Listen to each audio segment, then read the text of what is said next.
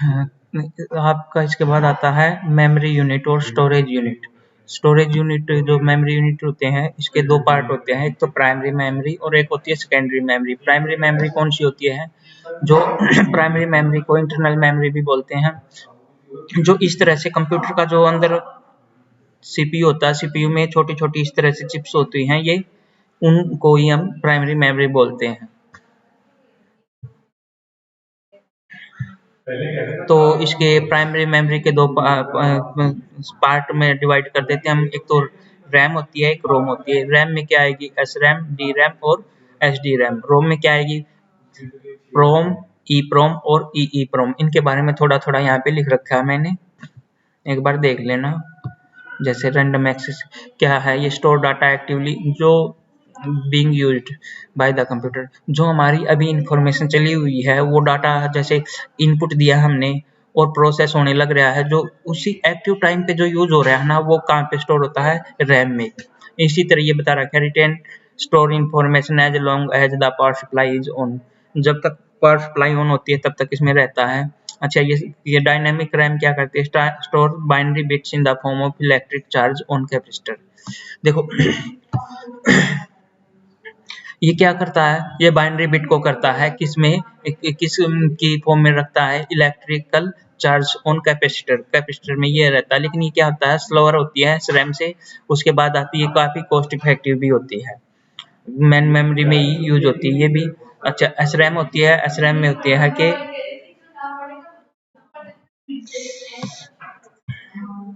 ये भी एक तरह से डायनेमिक रैम का ही पार्ट है। इसके बारे में मैंने डिटेल में लिंक सेंड कर दूंगा, उसमें पढ़ लेना। ये होती है अपनी हार्ड डिस्क। इससे पहले आप देखोगे आप रीड ओनली मेमोरी। रोम के भी कुछ पार्ट बताए थे, जैसे क्या था? प्रोम, ई प्रोम और ई प्रोम।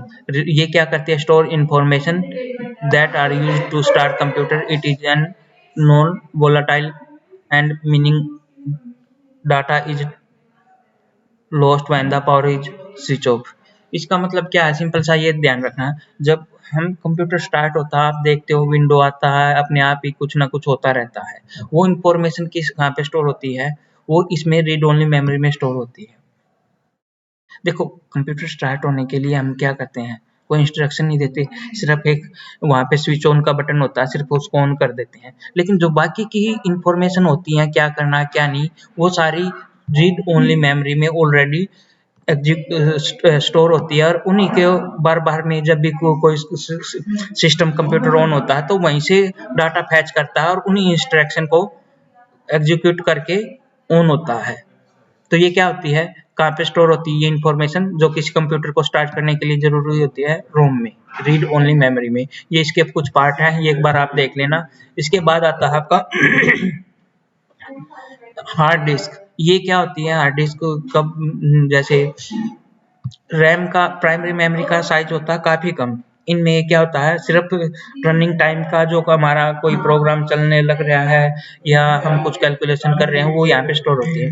लेकिन फॉर फ्यूचर बाकी बाद में यूज के लिए हम क्या यूज करते हैं? Hard disk. ये भी क्या होती है? एक तरह से इंटरनल होती है। हम सेकेंडरी मेमोरी को दो जगह वो बांट सकते हैं। तो अटैच में, और एक रिमूवेबल होती है जो हम कंप्यूटर से निकालते हैं। जो कंप्यूटर से निकाल सकते हैं उनमें क्या क्या आएंगे? जैसे आपके ऑप्टिकल डिस्क हो जाती है, पेन ड्राइव हो गई, फ्लॉपी डिस्क हो गई, और ये जिप डिस्क हो गई, मेमोरी कार्ड हो गई, जैसे पहले फोन में यूज होते थे, एक्सटर्नल हार्ड डिस्क हो गई। देखो, ये हो गई एक्सटर्नल हार्ड डिस्क। और जो ये हमने बताई थी, ये होती है कंप्यूटर के अंदर ही हार्ड डिस्क लगी होती है। आजकल एसएसडी भी यूज कर लेते हैं, वो एसएसडी हार्ड डिस्क से काफी फास्ट होती है। इनके बारे में थोड़ा थोड़ा यहाँ पे दे रखा है मैंने, क्या क्या होता है क्या नहीं, एक बार इनको आप देख लेना।